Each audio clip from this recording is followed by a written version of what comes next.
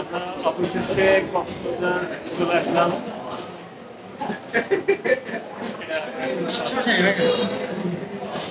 খুবই কষ্ট হয়েছে আমার রয়েছে সবচেয়ে বয়োজ্যেষ্ঠ ব্যক্তি। এখানে এসে দুজন মানুষের সাথে আমাদের পরিচয় হয়েছে। খুবই ভালো লাগছে।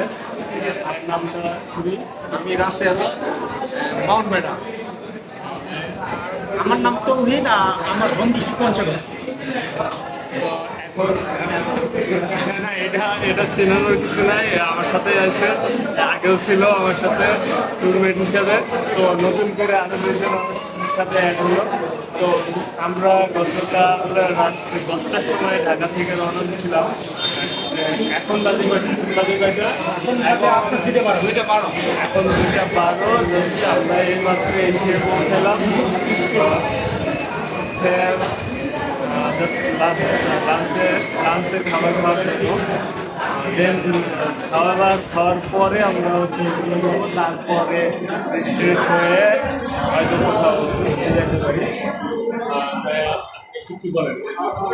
বলার বলতে জার্নিটা খুব উপভোগ করছি। যদিও আমি প্রথম বাসে ওঠার সময় ভাবছিলাম যে আমি একা।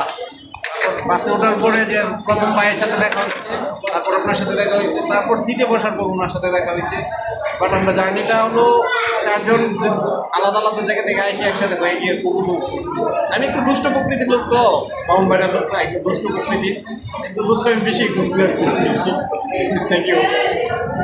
কিছু বলেন। আসলে বলার মতো কি যে এই অ্যাট ফার্স্ট আমি এখানে আসলাম কক্সবাজারে।